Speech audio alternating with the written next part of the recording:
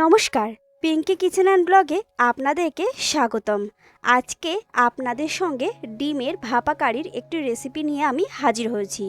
এর আগেও এরকম একটা রেসিপি আমি করেছিলাম, কিন্তু সেটা হাঁসের ডিমের। আজ করব পোলট্রি ডিমের। তাহলে চলুন দেরি না করে রেসিপিটি শুরু করা যাক। তো এটি বানানোর জন্য আমি এখানে 4টে ডিম নিয়ে নিয়েছি। ডিমটাকে প্রথমে আমি ফাটিয়ে নেব সবগুলোকেই একটি বাটির মধ্যে। তো এখানে ফাটিয়ে নিচ্ছি। আপনারা যারা এভাবে কখনো খাননি তারা অবশ্যই একবার এই পদ্ধতিতে বানাবেন। আশা করছি আপনাদেরও ভীষণ ভালো লাগবে। তো ডিমটা ফাটিয়ে নেওয়া হয়ে গেছে। তারপর এর মধ্যে আমি দিয়ে দিয়েছি স্বাদ মতো লবণ, হলুদ আর কাঁচা লঙ্কা। ধনেপাতা দিলে ভালো লাগে, আমার কাছে নেই, সেই জন্য আজকে আমি দিতে পারলাম না। এরপর খুব ভালোভাবে ডিমটাকে ফাটিয়ে নিতে হবে। যত ভালো ফাটিয়ে নেওয়া হবে তত সুন্দর কিন্তু ফুলবে, খেতেও অসাধারণ লাগবে। এরপর একটা টিফিন বক্সের মধ্যে আমি কিছুটা সর্ষের তেল দিয়ে দিচ্ছি। সর্ষের তেলটা ভালোভাবে চারিদিকে খুব সুন্দর করে মাখিয়ে নিতে হবে, তাহলে খুব সহজেই এই যে ডিমটা ভাপা হয়ে উঠে আসবে। তো মাখিয়ে নেওয়া হয়ে গেছে। এরপর ফ্যাটিয়ে নেওয়া ওই ডিমগুলোকে আমি দিয়ে দিচ্ছি ওই টিফিন বক্সের মধ্যে। এরপর ঢাকনা বন্ধ করে কড়াই বসিয়ে দিয়েছি। কড়াইয়ের মধ্যে দিয়ে দিচ্ছি অল্প পরিমাণে জল। এরপর ওই জলের মধ্যেই ডাইরেক্ট আমি টিফিন বক্সটাকে বসিয়ে দেব। আপনাদের কাছে স্ট্যান্ড থাকলে স্ট্যান্ডের উপরেও বসাতে পারেন। দিয়ে দিলাম। এরপর একটা থালা উপর থেকে আমি চাপা দিয়ে দেব, যাতে পুরোপুরি ভাপটা এর ভিতরেই বসে। তো মোটামুটি 30 মিনিট আমি এভাবেই এটাকে কম আঁচে ধীরে ধীরে বানিয়ে নেব। তো দেখুন 30 মিনিট পর ঢাকনা খুলেছি। জলটা অনেকটাই কমে গেছে, এখনও বেশ গরম রয়েছে, হাত দেওয়া যাবে না। এটা পুরোপুরি জলটা শুকিয়ে যাওয়া পর্যন্ত আর ঠান্ডা হয়ে যাবার পর ফিরে আসছি। এখানে পুরোপুরি ঠান্ডা হয়ে গেছে, সেই পর্যায়ে এলাম। দেখুন এখানে জলটা একদম শুকিয়ে গেছে। এরপর টিফিন বক্সটা খুলে আমি দেখাচ্ছি যে ভিতরের কেমন অবস্থা রয়েছে।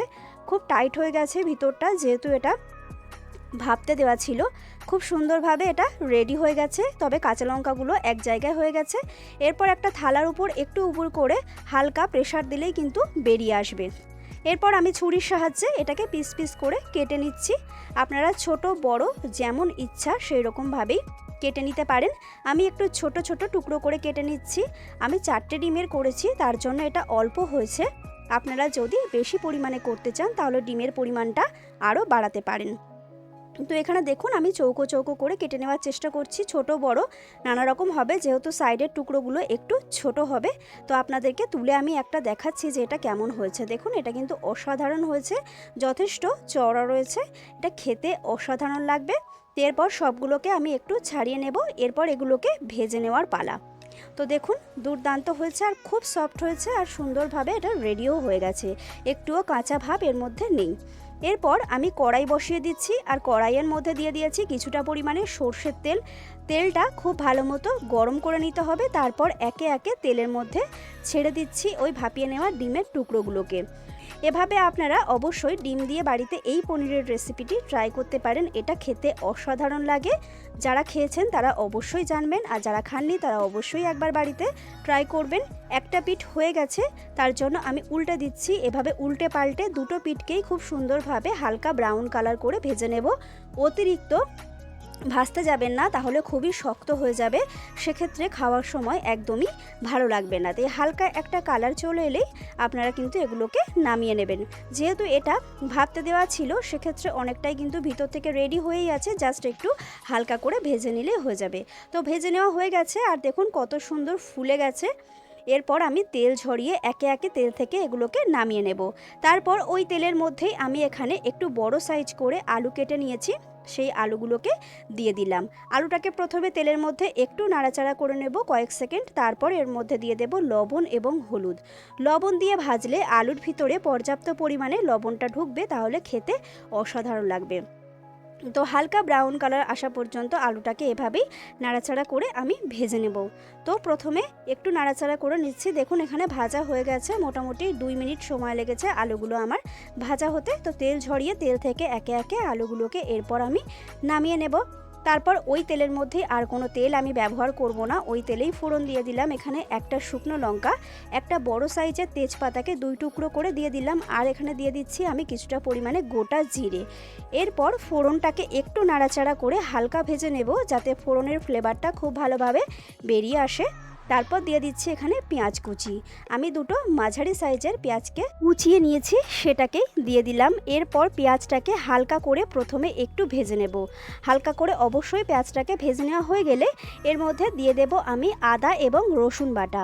4 কোয়া রসুন বড় সাইজের আর হাফ ইঞ্চি মতো আদা আমি এখানে বেটে নিয়েছি, সেটাকেই এরপর দিয়ে দিলাম। এরপর আবারও একটু কষিয়ে নেব। কষিয়ে রান্না করলে রান্নার স্বাদ কিন্তু অনেক বেশি ভালো হয়। তো আদা পেঁয়াজ রসুন সব কিছু খুব ভালোভাবে কষিয়ে নেওয়া হয়ে গেছে। সেই পর্যায়ে দিয়ে দিচ্ছি এখানে আমি 4টে চেরা কাঁচা লঙ্কা। আপনারা আপনাদের স্বাদ অনুযায়ী ঝালটা রান্নায় ব্যবহার করবেন, যেরকম খেতে পছন্দ করেন। তো এরপর আমি একটা বড় সাইজের টমেটোকে কুড়ে নিয়েছি, সেই টমেটোটাকে দিয়ে দিলাম। আবারও খুব ভালোভাবে এখানে মিক্সড করে নিচ্ছি। এখানে কিন্তু কষানোটা খুব ভালো হচ্ছে, স্টেপ বাই স্টেপ খুব সুন্দরভাবে এখানে কষিয়ে নিচ্ছি। এরপর দিয়ে দিচ্ছি আমি স্বাদ মতো লবণ, দিয়ে দিলাম এখানে হাফ চামচ মতো হলুদ গুঁড়ো, 1 চামচ দিয়ে দিয়েছি জিরের গুঁড়ো, হাফ চামচ ধনের গুঁড়ো, হাফ চামচ কাশ্মীরি লঙ্কার গুঁড়ো, এটা কালারের জন্য দিলাম, এটা অপশনাল। তারপর দিয়ে দিচ্ছি এখানে হাফ চামচ মিট মশলা। এরপর সব মশলাটাকেই খুব ভালোভাবে মিক্সড করে নেব। গুঁড়ো মশলাগুলোকে নাড়াচাড়া করে কষিয়ে নেব। অল্প একটু সামান্য জল এই সময় দিয়ে দেব, যাতে মশলাটা কড়াইয়ে লেগে না যায়। তো সামান্য একটু জল আমি এর মধ্যে দিয়ে দিলাম। এরপর আবারও 1 থেকে 1.5 মিনিট খুব ভালোভাবে এটাকে কষিয়ে নেব। তারপর 1 মিনিট কষিয়ে নেওয়া হয়ে গেলে প্রথমে যে আলুগুলোকে ভেজে রেখেছিলাম সেই আলুগুলোকে এর মধ্যে দিয়ে দিলাম। এরপর আবারও মশলার সাথে আলুটাকে খুব ভালোভাবে কষিয়ে নেব কয়েক সেকেন্ডের জন্য। তারপর দিয়ে দেব গ্রেভি বানানোর জন্য প্রয়োজনীয় উষ্ণ গরম জল। আমি জলটাকে হালকা একটু গরম করে নিয়েছি, সেই জলটাকেই এরপর রান্নায় ব্যবহার করব। হালকা উষ্ণ গরম জল দিলে খেতে যেমন ভালো লাগে তেমনি তাড়াতাড়ি ফুটেও আসে তরকারিটা। তো দিয়ে দিচ্ছি প্রয়োজন মতো জল। আপনারা যেরকম গ্রেভি রাখতে চান সেই অনুপাতে জলটা রান্নায় ব্যবহার করবেন। এরপর সব কিছুকে একটু মিক্সড করে দিচ্ছি এবং ফুটে আসা পর্যন্ত অপেক্ষা করব। আর এখানে আলুটাকেও পুরোপুরি সেদ্ধ হয়ে আসার পর ফিরে আসছি।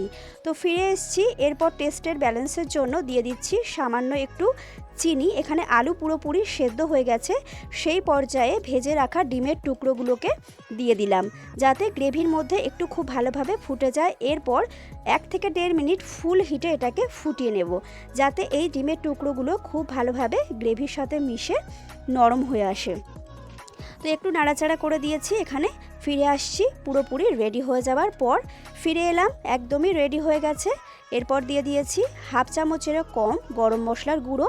এটা পুরোপুরি রেডি হয়ে গেছে। তো আপনাদেরকে একটু দেখাচ্ছি তুলে এটা কত সুন্দর ফুলেছে। এরপর এই রকম গ্রেভি থাকতেই এটাকে নামিয়ে নেব, কারণ নামানোর পর গ্রেভিটা অনেকটাই টেনে নেবে। তো আজকের এই ডিমের ভাপা কারির রেসিপি আপনাদের কেমন লাগলো অবশ্যই কমেন্ট করে জানাবেন। ভালো লাগলে লাইক শেয়ার করবেন।